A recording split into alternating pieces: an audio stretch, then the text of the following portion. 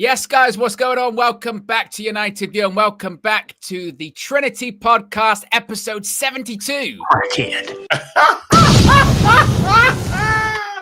didn't have the smart thing in my face. So I was looking, I was like, oh man, what is it? I just had to do it by color. Oh man, apologies. Yeah. You know what I mean?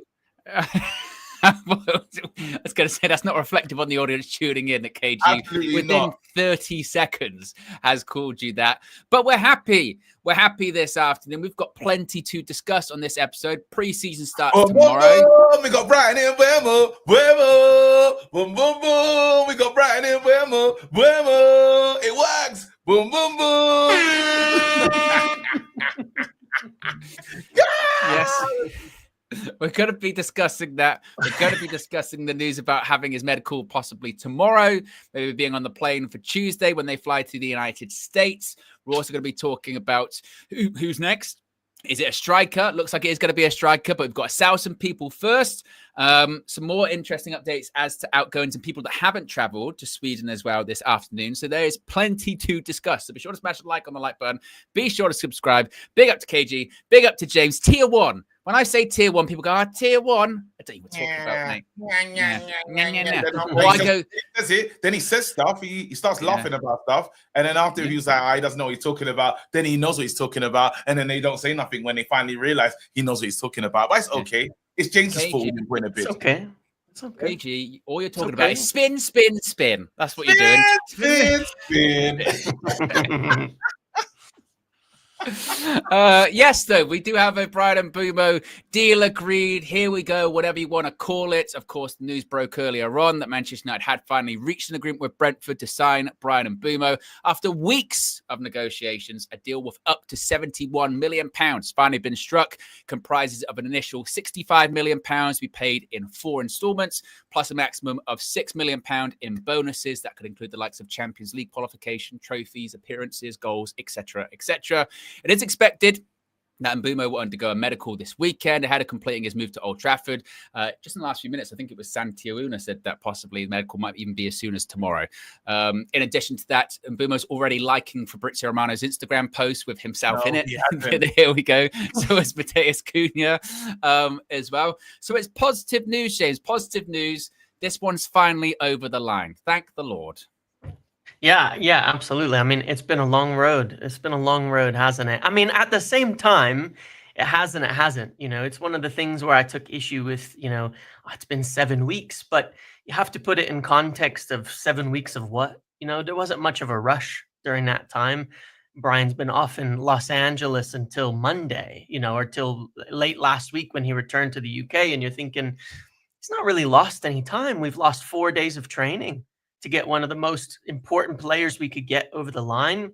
That's what matters at the end of the day, right? He's there, he's coming. He should be having his medical Saturday and Sunday. There's usually 2 parts to that. And then be ready for the plane on Tuesday. Join us in the United States where we should get a first look at him. I don't know if you're coming out here, KG, but I'm excited to be getting out there, mate. Yes. We'll be getting the first look at Bryan Mbeumo live in the flesh for Manchester United. So I'm extremely excited about that for sure. Yeah, extremely excited. KG, you're quite realistic, measured guy. So I'm sure you're not feeling, I'm sure you're not very no emotional swings. No, I'm not getting title charge level. Nothing like that. But I just want to say one thing I do want to say, I've been just trying to look at the difference in how you should act, how one should act when they're trying to leave a club. Very responsible, turning up, going to training, just being a total professional, not like he's, threatened this club that's made him and stuff, and we got, here we go, good energy, right attitude, the right type of agent in the background. Yes, Brentford were difficult. Brentford were hard to work with. That was the hardest thing. Like, you could tell, obviously, Elanga I won't say destroyed the market, but he changed how the market was perceived in price of player. And that Madueke, Elanga, and if we're being fair, because I know everyone's running around with the 70 million mark, and all of a sudden we've been fleeced. No one's talking about Florian Wirtz, never played in this league. going for the price that he's gone for, but we're the ones that have been ripped off. I think 65 million for a player of Mbeumo's ability is a brilliant. For me, it feels kind of steelish. You know, we've had some other players that you haven't got that. Now, if we get to the 70 million mark, we've got Champions League football. Listen, again, it's a shame me saying it so early in the season. I'll rip your hand off right now for Champions League. I would rip your hand off right now for Champions League football. If you're saying that's what this guy gives Man United, let's go, because you've already seen this. No European football is going to hurt us next season. But again, it could. I know we've been trying to find blessing in disguise so many different times. Who knows when every other team's busy and we got a clean bill of health and we can just prepare for every game. Like, that would be pretty sick. So now, again, we're stepping into the era of no excuses for Amorim. Really, we're now getting the more and more signings we get, you can't say they're not his players. So, because right now, Amorim's got 4 players, 4 of his own players. You have to say Dorgu is one of his. Diego Leon is his player. You would say Cunha and Mbeumo. So he's filling up his roster. Let's see what happens. Yeah, and when it comes to Diego Leon as well, he's traveling with the squad to Sweden. The suggestion is Harry Amas is not traveling because he's been told he can go out on loan, which would appear that it's the case of saying, right, it's Dorgu and Diego Leon are the 2 left backs. I know there had been some reports about Estupiñán, maybe might be interested, but that clearly there is some. People are impressed with Diego Leon so far. We'll be interested to see what he does in pre-season, certainly. But I agree with you, KG. I agree with you in terms of the price. I know that obviously whenever it's Manchester United, the price always does get focused on. And clearly, I think maybe United had a price in mind initially that kind of maybe escalated. Brentford moved the goalposts a little bit when it comes to the market. But when you do consider that, I don't really think Brentford can be blamed too much for maybe moving those goalposts, because I do think that, like you said, when you do have Alanga going for 55, Madueke 50, 55, Gittins 50, look at those players and they scored like single digits last year in the Premier League, if that. And they're going, well, Bryan Mbeumo scored 20 goals last year. He got 7 assists. Mateus Cunha, he got 15 goals, 6 assists. He was £62.5 million, and had it not been a release clause, he'd have probably ended up being more, to be honest with you. Oh. So, actually, you want to hear a crazy number on that? Go on. Yeah. Kudus, Elanga, Madueke, Gittins, João Pedro added together last season, 36 goals. Cunha and Mbeumo, 35 goals. And the total of all of those players and transfers is 272 million for those 36 goals. And we've got 35 for 127 and a half. So you got to say that's pretty good value for money compared to what's on the market right now. It's good value, man. And we're talking about someone that's done it at a club that struggles. Because Man United are a club, Brentford are a club that struggles. Let's have it right. They have to do it at the I know that, but I'm saying that as in doing it at a team like that is just a good sign for Man United personally, because anyone that plays here has to fight. We're not going to have it our own way. And he's used to fighting low down in the league and doing in the Prem, but still getting goals. We need that. We need these guys. We brought in guys that have suffered in their teams, in like Wolves, relegation battles as well. Brentford had to sniff that kind of. So you're talking about guys that are up for the fight. Like, when you talk about they want it more, these guys are want it more type players. Now you're going to bring that attitude into the Man United dressing room. Let's go. And they were united. That's the key thing too. These are 2 players that explicitly stated, I don't want to go to anywhere else. This is the club that I want to go to. And you feel like that's a key factor. And someone says it there in the chat. United have, even statistically, eye test like last season, whatever you want to call it, signed 2 of the best attacking players in the Premier League last season. That's not bad going. That really isn't bad going at all. We honestly need these guys that are gonna pull their sleeves up and work, because this is not gonna be, the job's not even done. We got so much to do. Amorim's got so much to do next season. And we need players that are just, the attitude is key. And one of the, like, even I've been like, I'm almost saying tongue in cheek when I'm talking about like Gyökeres and stuff, but the attitude that he's shown on leaving, it's been classy. So, you know, because Amorim's looking for players that are going to not be about themselves, really jump in and a team player and fight for the club. That's what Amorim's looking for. And hopefully he's bringing in those characteristics into Man United dressing room. I'm really hoping that. Yeah, I hope so as well. And just a couple of the stats as well. We can get some of them up on the screen because it really is just unbelievable when you look at it. To be honest with you, look, these are the numbers they're bringing in. Crazy Cunha, numbers, 33 games, 15 goals, 6 assists. And Mbeumo, 38 games, 20 goals, 7 assists. To James' point, you bring in 35 goals. And I know lots of people will be talking about what's next. We'll be talking about what's next as we obviously go on with the show. That's nice again, stuff. Those numbers. Nice. I mean, the numbers, and if you want to even compare it to Manchester United's numbers of some like key players last season as well. These are even to Garnacho and Højlund. Yeah. Honestly, some of these are like the horror ones. But look at this last season for us. This is just in comparison to Bryan Mbeumo. Like, look at that. Højlund, 4 goals and assists. Xerxes, 4 goals and assists. Garnacho, 8 goals and assists. This is in the Prem.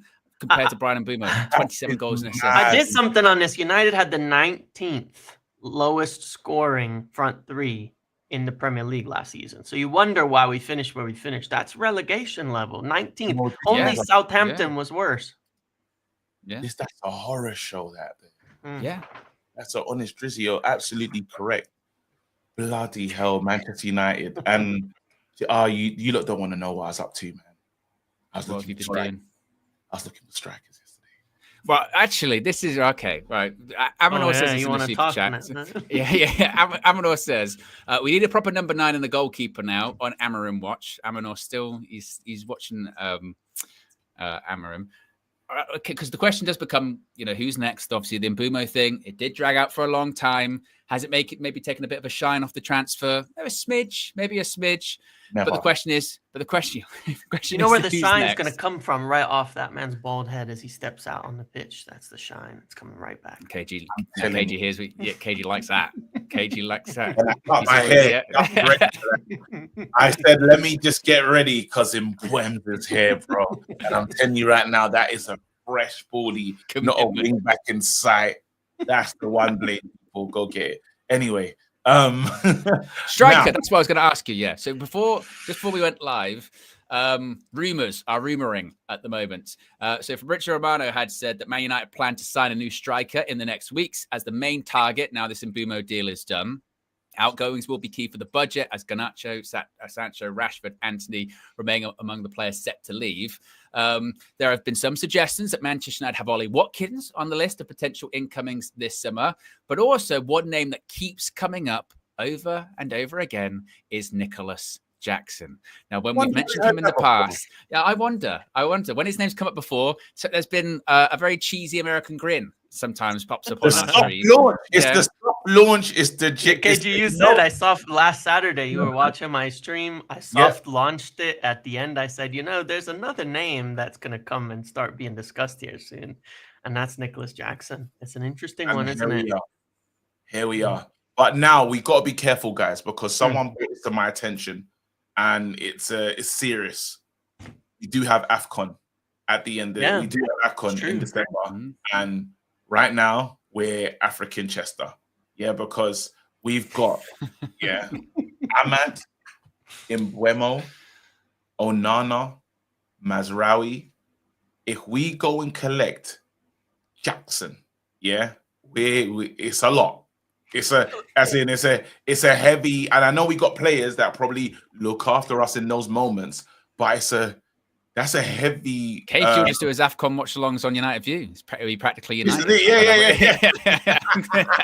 Now, I remember, you got to tell me about this, because I remember, what was it, the last time Onana disappeared and managed to somehow not miss a game when he went off to AFCON. How did that happen? And he lost his space to his to someone in his family. He lost his,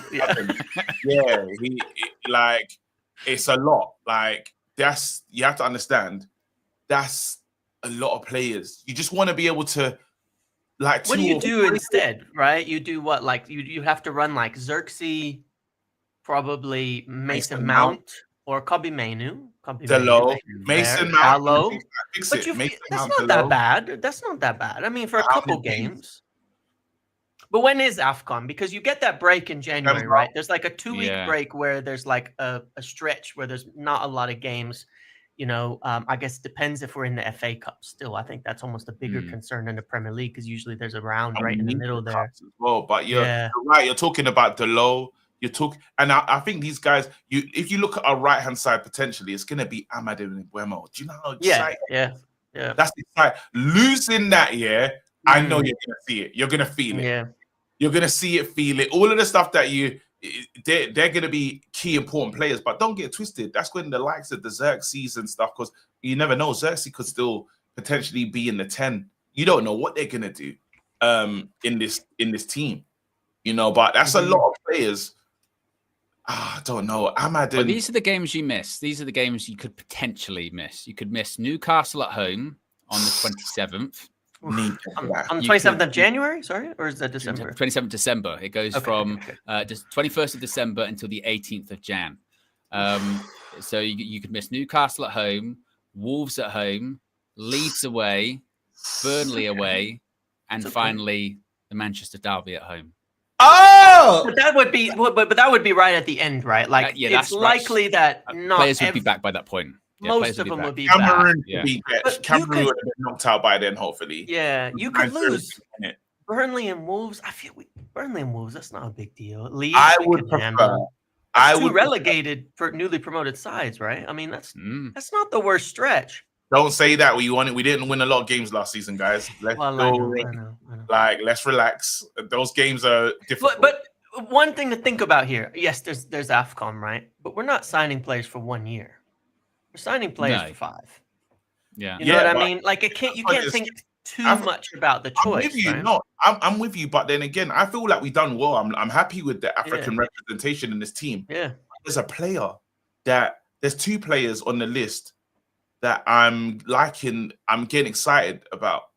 Watkins joining back up with Mbeumo, would be cold. Yeah.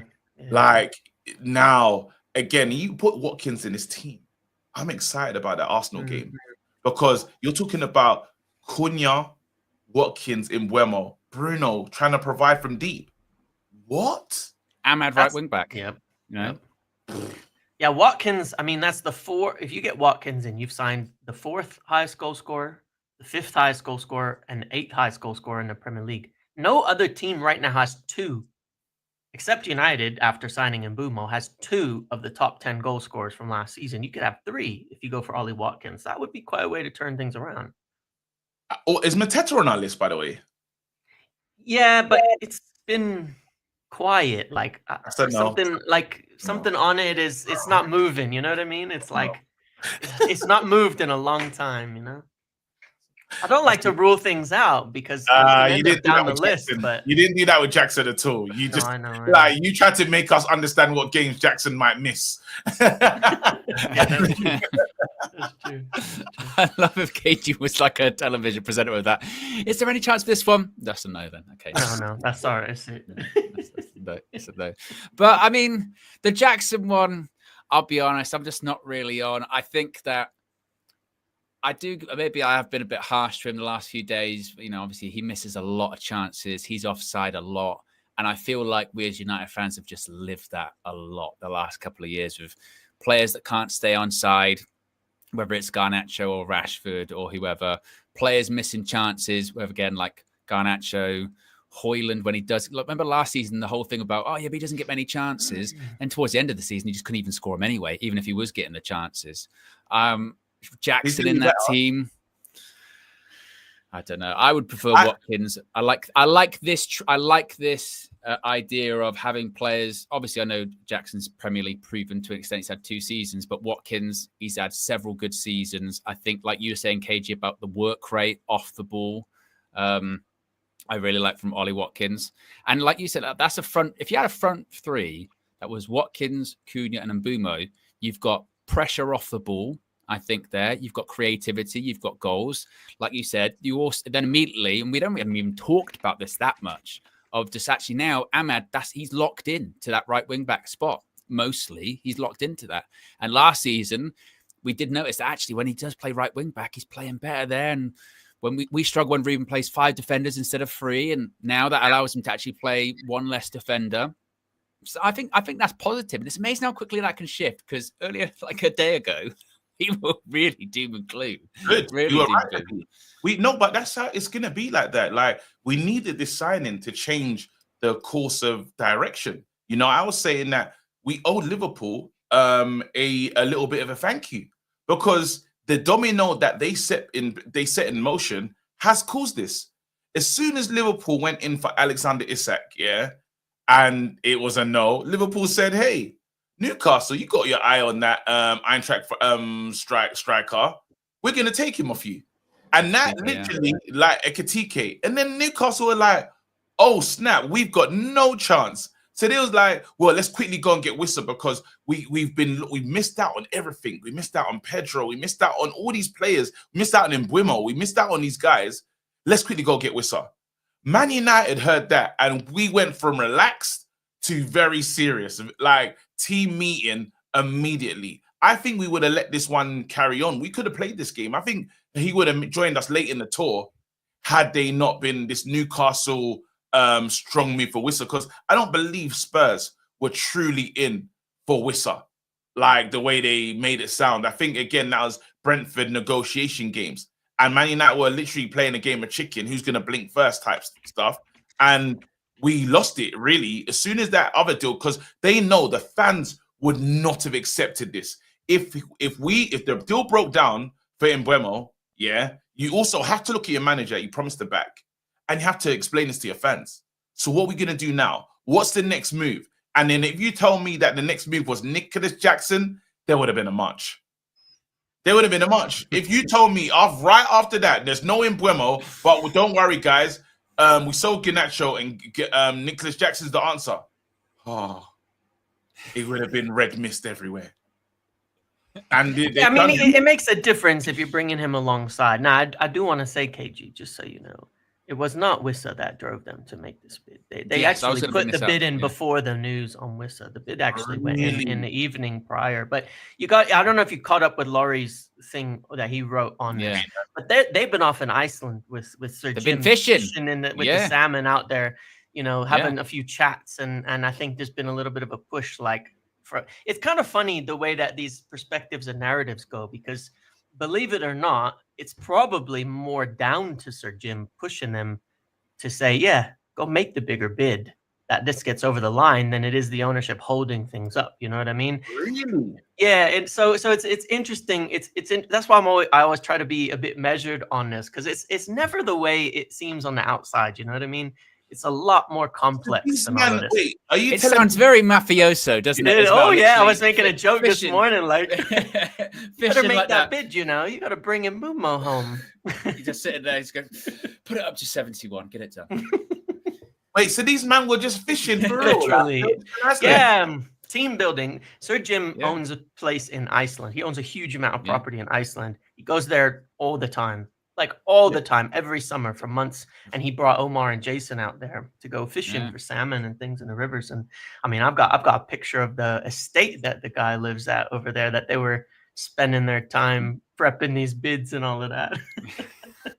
I'm just shocked that when they were mowing the lawn and doing nonsense and us fans were crashing out, these guys were fishing. These guys didn't give a shit. But then that says that they were calm. They kept saying that, didn't they? They kept saying, we're really relaxed about it. How can you get more relaxed than fishing in Iceland? That's pretty relaxed. That's taking a piss, because we were losing. I was losing my mind. And you're telling me these men were just enjoying catching salmon? Nah. That's how I can't believe it. That's what big money is, man. This is how people do things. That's true. But what are you lot thinking though? So because I tried to imagine the Jackson thing, and I heard the Sesko one. Is anything in that noise, KG? Because I had to kind of accept it. accept Jackson, right? And it's not like he's the worst. He's not the worst striker in the world. He's actually He's actually a problem. He's a problem up front. Like, he does cause havoc. He just struggles to score. Like, that's one of conversion striker. Sounds kind of Rasmus-ish. It's different to Rasmus, though. It's almost the exact opposite. Like, Rasmus doesn't do anything. But usually when he shoots, it goes in the net a decent amount of time. Yeah. But he doesn't shoot once for, like, ever. You know what I mean? Not at the end of the season. He was struggling. But he'll get a shot every 10 games. You know what I mean? Nicholas Jackson is going to get you. He's going to press. He's going to move. He's going to run the channels. He's going to get others involved. And then he's going to get the ball right in front of the net 3 times of the game. And he's going to send it out into the stands. And that's the problem that you have with him. But he does everything else so well. Is that offset? Yeah, he gets sent off. Is that offset by Mbeumo and Cunha being such good goal scorers alongside? And this is why I think Rasmus is actually going to be all right next season, you know, as the second option. You investing in Rasmus for your Kev coins? I'm not putting coins in him. I'm not putting coins in him. I'm saying he's going to be the third option, right? And if he's not, if the goal burden's not on him, he doesn't go on with the same stupid activity that he usually does. He's coming off the bench. I think that might be he might be a relaxed player. I'm praying so. No, he's the third option. He doesn't. The goal burden is on Mbeumo, Cunha, and whoever our new striker is. So he's coming off the bench. You don't think he can offer something? I don't know. I think this is what he should be in. I don't think he should be leading the line as the kid that he is. It's ridiculous. But I think that's true too. I mean, that's true. I do. Yeah. I just think at the end of last season, it was a few issues with him, wasn't it? It was one. Obviously, he was massively out of form. Confidence was shot, which was the same for a lot of players in that team. But also with what Ruben Amorim wants him to do, I think he can't do very well either. Ironically enough, when he was playing Erik ten Hag's style, he did look a bit more suited than that into that sort of style, that those kind of what he wanted his striker to do. Amorim has a lot of it back to goal, hold the ball up, bring your 2-10s into the game. He just can't do that. His hold up plays shit. Like it's just horrific. not. It's horrific. It's just not. But then don't you think if a player comes into a good situation, they can look. The better the team is, usually it can elevate like the floor of players. You know what I mean? They high come tides. And exactly. And they can kind of go with that. And there's less pressure. And of course, you've got defenders. If they're occupied with Cunha and Mbeumo, Ahmad running at them, there's more room. There's more space. There's less focal point on him. He doesn't have defenders sticking tight to him all the time. But I think the ceiling is really limited with him no matter what happens. I've got him. I think, is Zexi in the Chaplin squad, by the way? He's got a little. No. Yeah, he's a bit of a he'll setback. be on the US tour. Yeah. Yeah. Oh, man. I was really well, hopefully we get to see Zexi with Cunha and Mbeumo running off him as well. That could be cold. Yeah. A couple of super chats here. Dwayne says, we've just added 40 plus goals and assists into our squad. Daniel says, need a lot more, but the fact we're getting our plan A signings instead of plan C's and D's makes a very nice change. Outgoings, a striker, goalkeeper, central midfielder next. Ineos. Dwayne says, Jackson is one of those guys, good off the ball, shit on the ball. Bro is a threat, though. Defenders will be sweating once they realize he scores 1 in 5 chances. VK says, if Jackson kicks on, we have a deadly front three for the next 4 to 5 seasons. Minus the 5, our squad is still bloated and needs more to be moved out. And Amanor says, KG, I'm more worried about Mainoo under Amorim, not going to lie. That's where my coins are going, if I'm going to put some coins down. It's the Kobbie remontada. Really? Yeah. Haircut, focus, ready to take. Like, I remember he was injured. He had a lot of injuries. He didn't have a good preseason. Played way too much football. I'm really hoping they've seen something in training and said, okay, this kid, it's his time now. He's a good player, really good player. And for some strange reason, it didn't work. But then he's young enough to work on his physical side of his game. That's one of the biggest things about him is, mate, you got to be more physical for this, for the position you're playing. More physical. You have to be. And you can work on that. You can build that up. Technique is there. like technique is there in bags, and we've seen him. There was a time when, obviously, in the Ten Hag system in the 3-man midfield, he played deep in the in that team. He could play the 6 in that team in that 3. Yeah. But then all of a sudden, we changed it to a 2, and he's really struggled. These players haven't known where to be. I'm really hoping pre-season he's really gelled well with what the manager wants to do.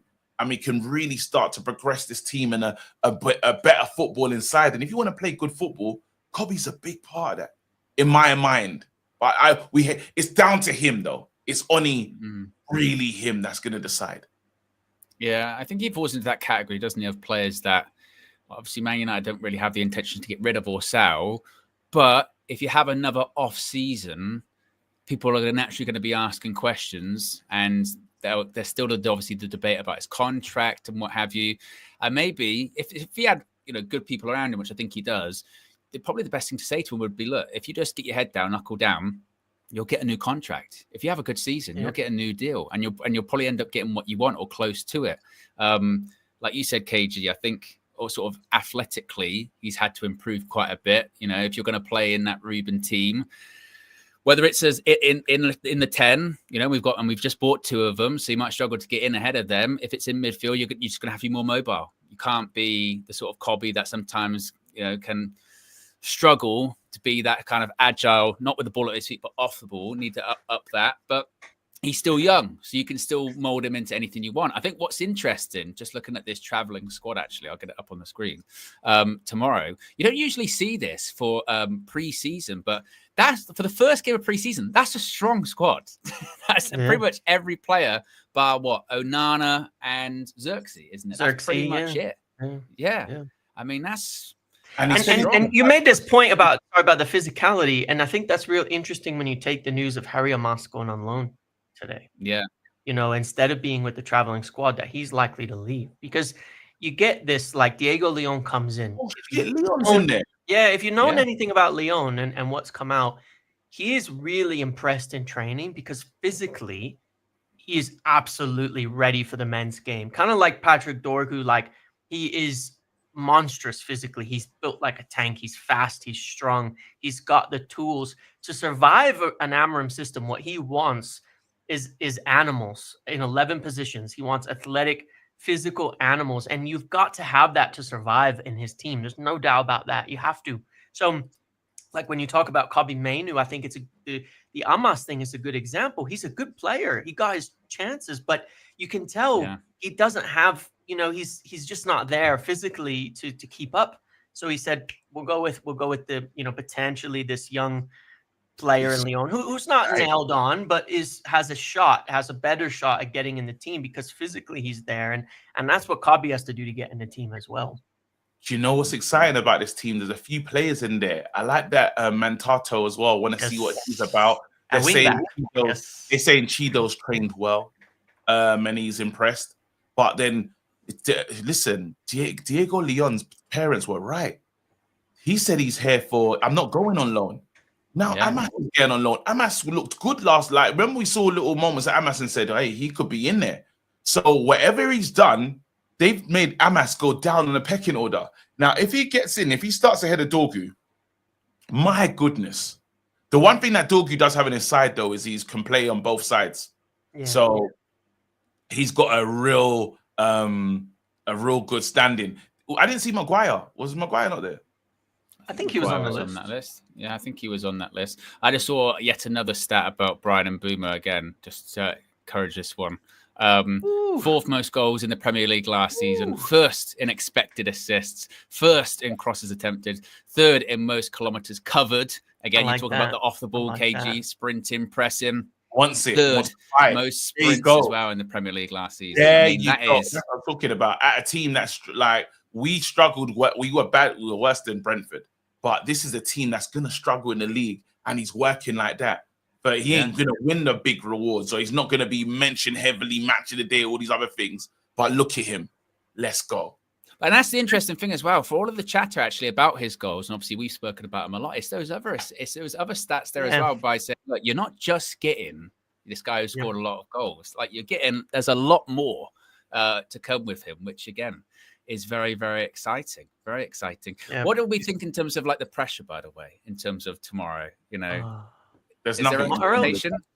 There's nothing about it. We have to. It has to be pressure. It has Yeah, to be. I think it does improve the mood from the fans that Mbeumo's done before. Like you could imagine going into tomorrow's game. I was thinking about it like, no Mbeumo, one signing. We're thinking about the tour coming, and everybody's gonna be so toxic. Like you can imagine if it doesn't go amazingly well, now people are gonna go, it's all right. It's the preseason. It's either it's a fitness thing. With players in the team, with signings, it's fitness. When without signings, it's a bloody disgrace. And exactly. And it's brought from top to bottom. That's what I'm saying. That's where there's different ways to look at it. And some people don't get twisted, because I feel for you on that. Like literally, I worry for you when you do the match for you tomorrow, because what you have to deal with, you're really gonna have to deal with people that come in and say, see, and everyone's forgetting Amorim still leading these players, because Amorim hasn't won back the fan base at all. Not at all. Actually, not in the slightest. He hasn't won back the fan base. The people that love him, that have always loved him, will stay there. But I think there's a lot of people giving Amorim the side eye. You know, so if we go down in that game, you're gonna get the Amorim feelings. I mean, the pressure's going to be on regardless, isn't it? Like you said, I think that. Well, the expectation will be even higher, won't it? I mean, the expectation on Ruben Amorim anyway is it has to get better, because if it doesn't get better, you're going to probably end up losing your job. You won like 6 games. You have to win more than 6 games in your first, like, I don't know, 12 games. You know, you got to be winning at least like half of them or something like that. And then it's less excuses this time around, isn't it? Because they can sort of start saying now, well, look, we did get you some players. We got 2 of the best attackers in the Prem last season statistically. So you should be creating more. You've got to be putting in better performances. We can't have, in those games, obviously, look, Arsenal beginning of the season, anyone can lose that game. I don't think it'll be judged on that. But the games afterwards, was it Burnley away, second game, or was it Fulham away, second game, then Burnley at home? Those 2 games, you've got to be going into that international break being like, right, you've got to have, you've got to have points on the board. I want to ask about, because you saw him with the crossing, I need to ask about Benjamin Sesko. And just like, we heard a lot of rumors yesterday, a lot of people talking Sesko, this, Sesko, that. Obviously, that would be a mad late deal if it was ever to bring in a player like that, because we have to sell everyone. But do we actually want to bring that guy in? Like, is that something that we're seriously looking at, or not? Not really. Yeah, I mean, I think a lot of it's coming from right now. It's coming more from on his angle. He's got a failed move to Arsenal. That's not happening, as obviously they switched on their targets. They struggled to agree a deal, like talking 80 million plus again. And I just think we're talking about players that we don't really have the facilities for doing that right now. And I think that he would like to get a move, but at the same time, why would we do it now? I guess I'm saying, you know what I mean? Like, why would we go for him now, more expensive? If he was available on the cheap, he was Arsenal's first choice all summer. They moved off of him. He certainly wasn't telling them, I'm only choosing United. It's not like that kind of situation. They moved off of him. A young player from a different league, a lot of money. I think that's the exact type of thing they kind of want to avoid taking a risk on this summer. And there's another factor in this, which is that, of course, we still need to sell. Like, we're going to get a striker, but we need to move some players out. And the biggest advantage we have in specifically the deals for Watkins and Nicholas Jackson is Garnacho. Want them. They're both clubs are interested. So there's a lot of angles here. You can say 50 million, both directions. You get good PSR space on either deal. You could involve a spicy little 3-way here between all 3 of these clubs, because Aston Villa are also interested in Nicholas Jackson. Yeah. You might think the ideal scenario is you send Garnacho to Chelsea, Nicholas Jackson goes to Aston Villa, Ollie Watkins comes to United. That would be, for me, pretty decent play for everybody. You get that a lot in American sports. A lot. Yeah. You know what I mean? So NBA, I like to see someone being creative with this, because it's Jackson. We're getting Jackson. But why not though? There's a lot of ways this could go. That could work. There's a lot of ways this could go. You think it's Jackson? It's Jackson.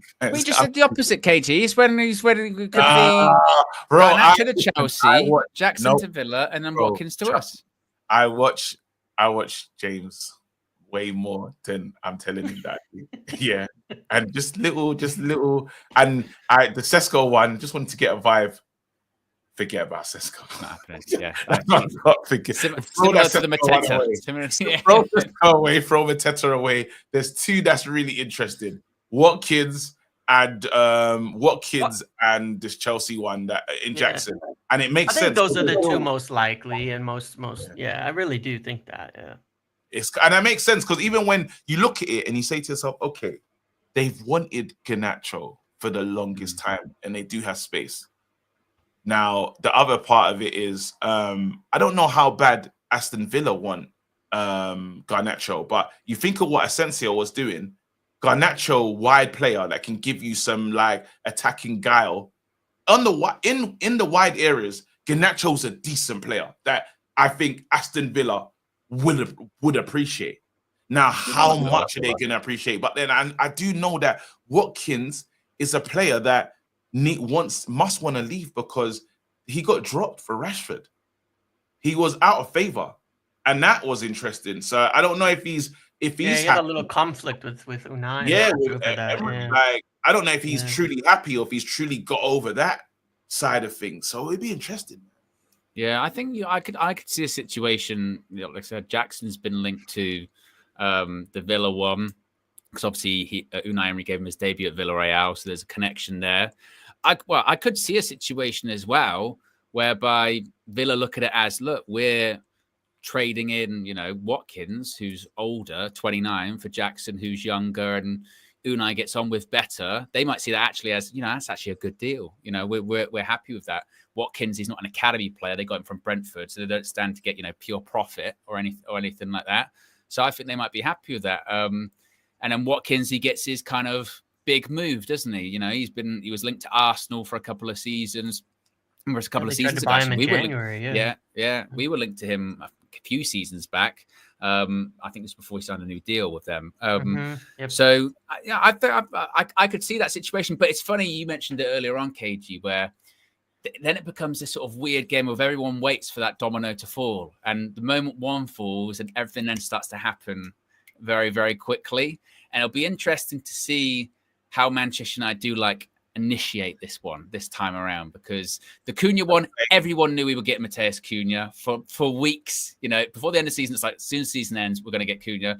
The Mbeumo one, that was a couple of links. David Ornstein, then he only wants to come to Man United, and you're like, well, eventually this is going to happen. It happened, and then now we're getting sort of as Cage would put it, the soft launches on a couple of going, Jackson, Watkins. It's going to be really interesting to see when the Ornstein article comes out to say it's him, it's this guy. I think it's going to be the plane ride. I think it's the plane's going to shake up a lot of these players, because the first traveling squad for for Sweden is intriguing. Yeah, players like Rashford, Sanchellini, Anthony, all these players are going to be saying to themselves, "I'm at home." This is serious, not on a preseason. Yeah. When we fly out and they are not there, they've already even done the soft launch for that to say, hey, he's working with a tiny squad.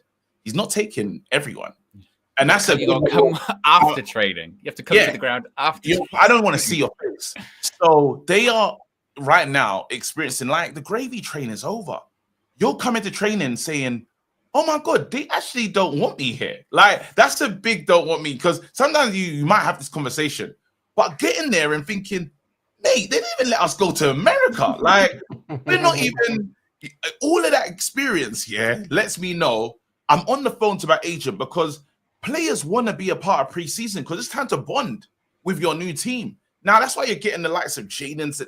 Jaden and them, all them other players are not going to leave it to the end of the window to get their move out of here. I feel like Jaden will try and probably do something. Anthony and Garnacho probably try to. I think Rashford's one's going to be the one that takes the longest, because he's probably going to want to sit and wait for Barcelona. But I feel like the rest of them are going to be desperate to be involved in some real team next level stuff.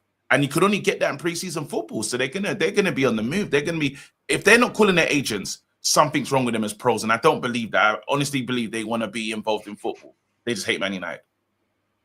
Do we think they're on their way out, James? I mean, is there any change in that, do you think? Or is it going to be like KG said, that kind of school trip scenario where you didn't get your parents' permission slip signed, you know, and then everyone's going on the bus apart from you. You're like, oh, damn, this actually sucks. Yeah, I mean, there's things happening on it. It's moving, you know, but it's one of those things like you're waiting on these other clubs to do things at the same time, you know, and that's tough on occasion because you look at the Anthony situation, you know, apparently he's flown back from Brazil. He's pushing for Real Betis. He's trying to get a deal done. He's trying to make sure that happens.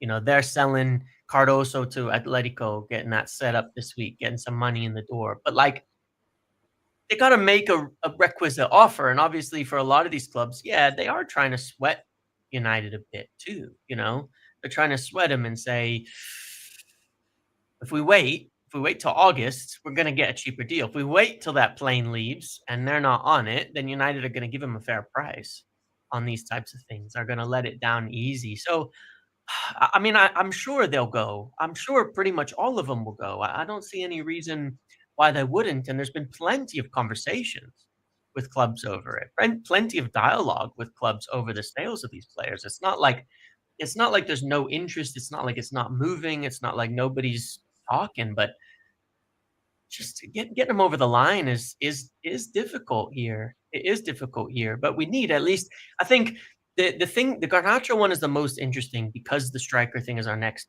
bet, right? Like, because these clubs, when we're talking about Villa and Chelsea, maybe they want to sell a player, then they're not going to want to wait to the end of the window.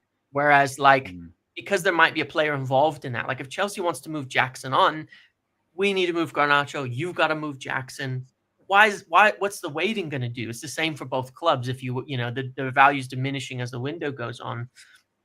And the same goes for Villa if there's any chance Watkins is wanting to leave or they really want Garnacho in. So that's why those ones are the most intriguing, because it might offer a solution for the out that makes it not take so long. And I think that's the biggest thing here, because either way, though, I don't think any of them are going to be in the team next season. I'll be quite honest.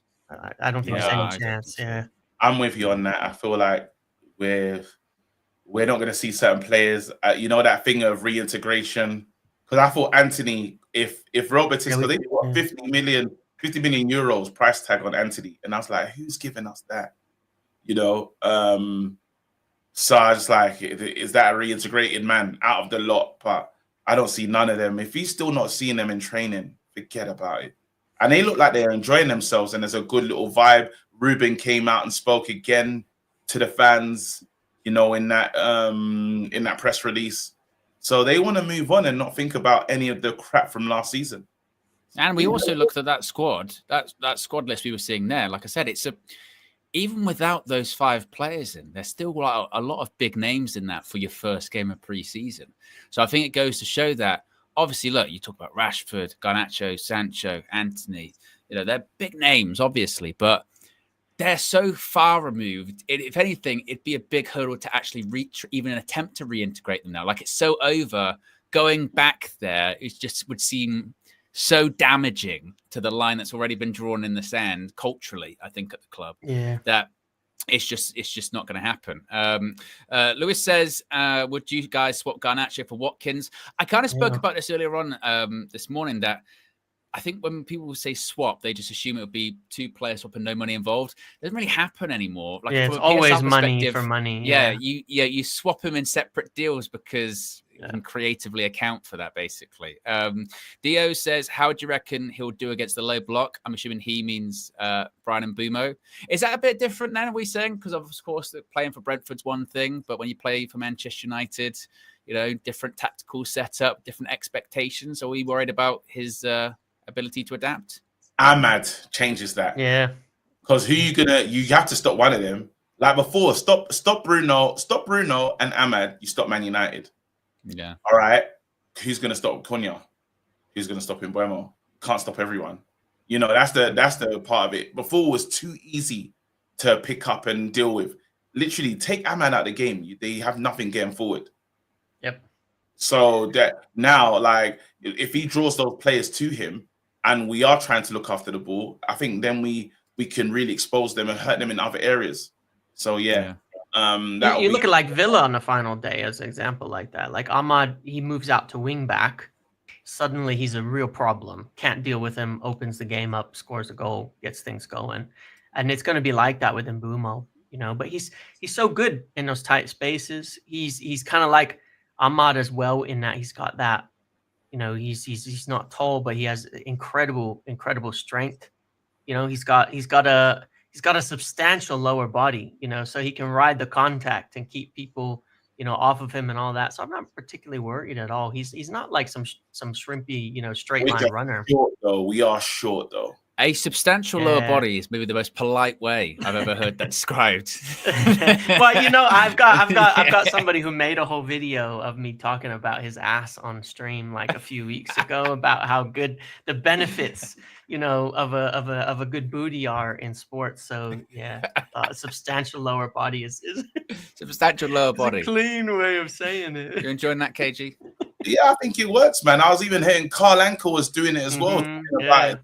So I understand it. I've never heard anyone just break it down to this level. But like my real thing is we are shorter, and set piece for the Premier League. Ollie Watkins is where it's a bit like, and that's why I like this whole thing of the strike. Like we're linked to a new goalkeeper. Lamens, I think was linked. I don't know if the guy from Antwerp. Yeah, apparently he's had a big breakout season. They were saying like something like the most saves across Europe.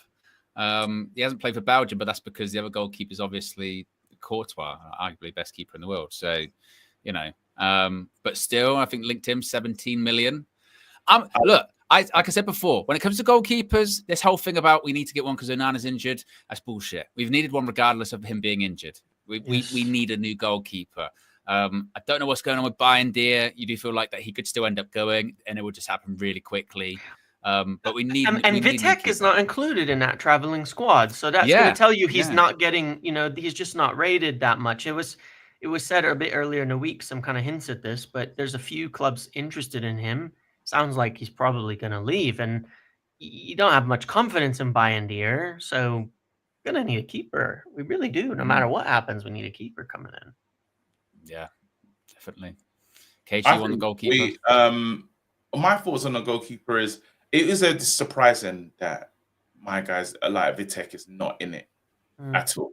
That's a surprise because I was hoping I didn't want to see Bryan there. Really, I looked at the goalkeeper and I said, "Oh my God, Tom Heaton, we have to sort that out before we go on tour." You know, because you're telling me that we could be in a team with. Is he all right? Is Owen all right? What? No, he just froze for a frozen. second. I frozen. Yeah.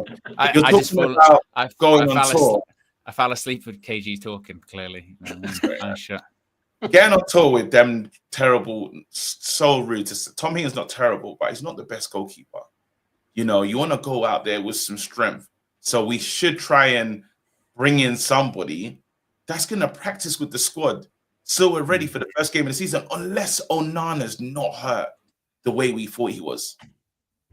And he's ready. Like, imagine Onana play some games out in America.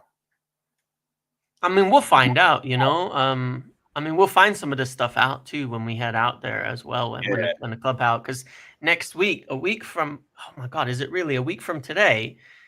Oh, if I'm not mistaken, a week from today, we'll be at Soldier Field in Chicago for an open training on Friday. So we'll get to see quite a bit and find out more about some of these things. You know, how's Onana? No, I'm not going to be but we'll be in New York. We'll be at New York. There? Okay. The team staying in Chicago, right? They're doing all the training. Yeah, I'm not going to be at the team stuff in Chicago. You got your ass to sorted, KG? Just now. Like after the show. You haven't. No.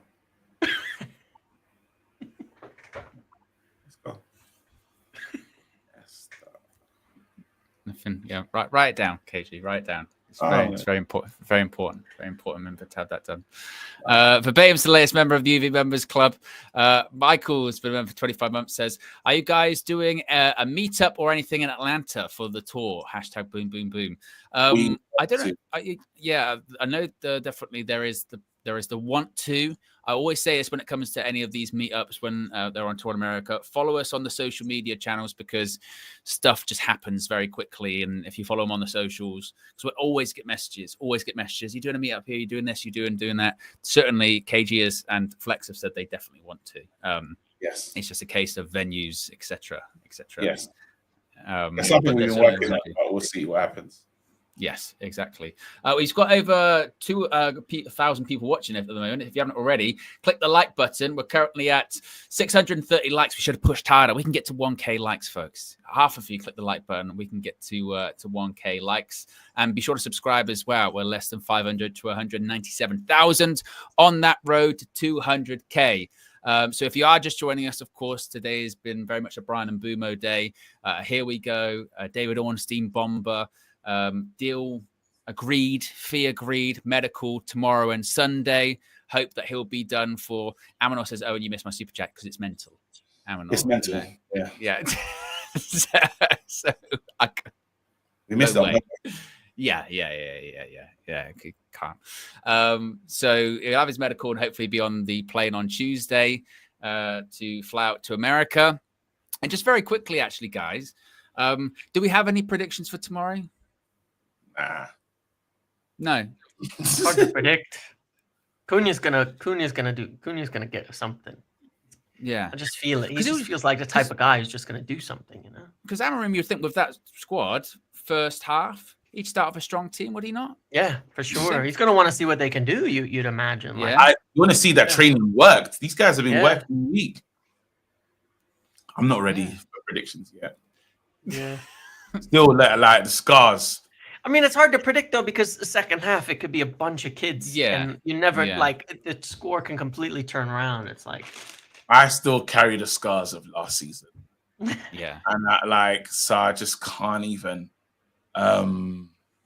fathom what United is going to show up. It's just hope. Now the only thing about this is when it's the rubber meeting the road, as they say. Yeah, you don't have no time for hope and prayer anymore. Or copium. It's just the facts. Are we good or are we still shit? And that's what we're going to see tomorrow. There'll be some copium, though. There'll be some copium. Because like you said, if parts of it will be, well, second half, it was all the kids. You know, that team's not going to play. It's about fitness. And Mbeumo's not here yet. Striker's not here yet. I hear you. Goalkeeper. I hear you, but we were scarred last season. As long as when that team, which is quite a lot of first teamers, as long as they do well and get a result in that portion of the game, that's okay. How do you think your watch along's gonna go? How do you think it's gonna? What do you reckon the energy's gonna be like? You've done this. You're well versed in this. I think it'll be fine. I think it'll be fine. Marcel's there. I'll probably get angry at him at different points because he'll probably say some weird shit. But I think it'll be okay. Not like it was last season, KG. My goodness. Any Luke Shaw abuse because Luke Shaw's playing in perfect shape, and Luke Shaw just starts to. Luke Shaw becomes Shawberto Carlos again. Yeah, or if there's like a bit of a Hulk Hoyland Rasmus kind of wrestle moment. Hulk Hoyland, nothing's changed. Yeah. That's what I'm saying. There, you just prepare your mind because I think you're forgetting about what we've experienced. Just don't forget that, and then it'll be easier. Yeah, don't go into it like, oh, I missed these, and it's gonna be fine. Nah, is that impression of me? No, that's how it is in my head. That's how it is in my head. I'm like, oh, I missed these guys. I feel it's gonna be, and then no. So just prepare yourself for the worst and be surprised if you get the best. Yeah, there you go. That's KG's team talk collectively to all of us. It's too late. It's too late for me. My expectations are very high. They're very high because I've followed Ruben Amorim his whole career. They're doing exactly what I thought they'd do with Ruben Amorim and exactly what they're going to want out of him and exactly what he did at Sporting. Get rid of everybody he doesn't want. Clean house. Fix the culture. Fix the team. and watch the players go up a level and watch the players you bring in come in and hit the ground running. That's what he did at Sporting. That's why he was hired. His management, Jose Mourinho, young Jose, where you come into a team and he could just change it in a way that you did not get from other people. And it takes some time, but they obviously used the last season. They repeated this many times. He did that little yearbook thing, whatever that was, right? On Wednesday, there were some quotes that came out, and it was like, we used that time to learn. We know it was shit, essentially. It was real bad, but we used that time to learn. I believe it. He did this. He's done this. My brother said that as well, didn't he? He said that they've kind of tried to reframe it as, it was actually really good that he came in early because we learned a lot. And we, otherwise that would have happened across pre-season. So we're ahead. We're actually ahead. We have to improve, because if these guys don't improve, then Cunha and Mbeumo come in and they're going to decline. You know what I mean? Like, players have to start improving at Manchester United. They have to. You know what I'm saying? They have to ruin them. We cannot ruin these two top players in the Premier League. Like I said, my expectations are too high. The scars are coming back out for KG. Amador says, Owen, watch the meltdown if we lose against Leeds. It was the case in pre-season anyway, to be fair. And Jason says, Owen, Watkins misses a lot of chances as well. That he does. I just feel he's a bit more ready to go. He's still better. He's Nicholas still better. Jackson. Yeah, I think he's just ready. But there you go, guys. Episode 72 of the Trinity podcast. Be sure to smash a like on the like button. Where do we end up in terms of likes? Early at 750. So if you haven't already, click the like button on the way out. Be sure to subscribe to United View. Tomorrow we've got a tactical view with Cam coming up in the morning talking about Matheus Cunha. I'll be live with Marcel for the match view. Of course, we'll have reaction from Flex next to the Strawberry Arena there in Stockholm. We'll have maybe actually kind of crashes inside the stadium, maybe some player interviews, maybe some collaborations. You know how it goes with pre-season. So be sure to check all of that out. Be sure to subscribe to KG Reckless Sports. Yes, I will be doing. I'll be on Pain Game though tomorrow, doing the Usyk and Dubois fight. I'll be at Wembley commentating on that one. So click the button on the Zone app, and then you'll hear my lovely voice with the rest of the lads. I've got the Zone now because I got it for the Club World Cup. Yeah. Yes, make sure you tune into the fight. It's gonna be wicked. Do you get the fight as part of the subscription? Or do you have to pay for it? It's cheeky. Wait, yeah, you should be all right. Yeah, it's gonna be all right. It's gonna be I'll be all right. It's available. Yeah, cool. There you go. And I'll be watching that with KG. Look at that. Excellent. And shout out to James. Be sure to subscribe to the Muppeteers as well. I tried to redirect earlier, but I haven't got it turned on, James. Very nice. Have I not? Honestly, no. I have to figure out how, because I thought I have it on for everything. You gotta redirect if you're going to be a serious YouTuber. Yeah, exactly. You go to settings and you have to allow. I think it's like allow for all or something like that. Allow for all to read. Gotta learn those things, mate. Yeah, exactly. We've got to encourage young talent, don't we, KG? You know. Anyway, guys, we're out of here. We'll be back same time next week. Have a good one. Peace.